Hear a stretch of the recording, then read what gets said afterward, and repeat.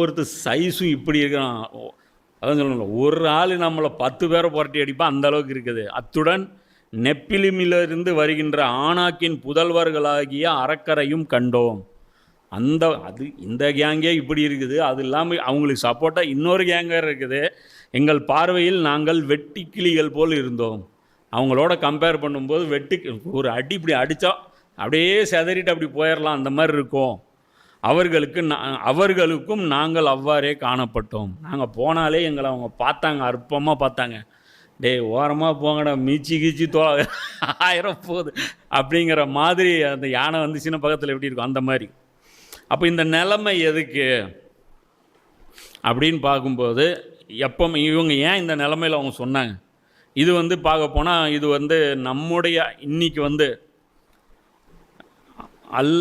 அல்லாவுடைய ரசூல் போய் ஒரு காரியத்தை முடிக்கிறது சிறந்ததா, ஒரு முஸ்லீம் தன்னுடைய முயற்சியின் மூலமாக ஒரு கூட்டமைப்பை ஏற்படுத்தி, அதாவது ஒரு என்ன சொல்கிற உழைப்பின் மூலமாக ஒரு செயலை அடைவது சிறந்ததா அப்படின்னு கேட்டால், இன்றைக்கி இந்த தீன்தார்னு சொல்லக்கூடியவங்க எல்லாரும் என்ன சொல்லுவாங்க?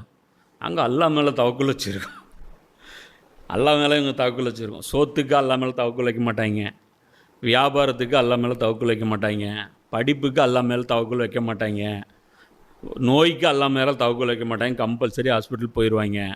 ஆனால் தீன் சம்பந்தப்பட்ட விஷயம் வரும்போது இவங்களுடைய அந்த தீன்தாரி மிகச்சிரும். இவங்க பார்த்தீங்கன்னா அல்லா மேலே அவ்வளோ சார்ந்து இருப்பாங்க. நீங்கள் என்ன பேசுகிறீங்க? ஆப்ரா பார்க்கலையா? இது அபாபில் எல்லாம் அனுப்பலையா? அது அபாபில் எல்லாம் அனுப்புவான், அது ப்ரொடெக்ஷன். எங்கிட்ட இருக்கிற வலிமையான துவா என்ன தெரியுமா? பாதிக்கப்பட்டவனுடைய துவா. நாங்கள் துவா செஞ்சோம்னா எல்லோரும் பஸ்பமாயிரும்.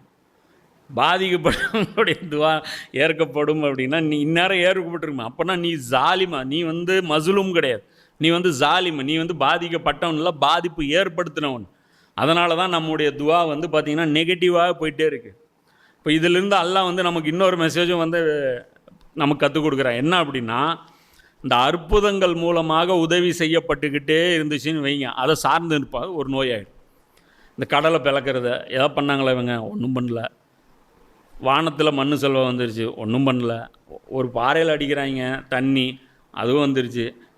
ஆனால் இப்ராஹிம் நபி அவங்களுடைய அந்த மனைவி என்ன பண்ணாங்க? அங்கே தண்ணி எப்படி வந்துடும், அல்லாஹ் தான் கொண்டாந்து விட சொல்லியிருக்கான். என்ன கொஞ்சம் டெஸ்ட்டு பண்ணுறான், எவ்வளோ நேரம் தம் கட்டுறன்னு பார்க்கலாம், எப்படி இந்த குழந்தை சாகிறதுக்குள்ளே எல்லாம் காப்பாற்றிடுவான். என்ன ஜம்சம் எப்படி ஏதோ ஒரு தண்ணி கன்ஃபார்மு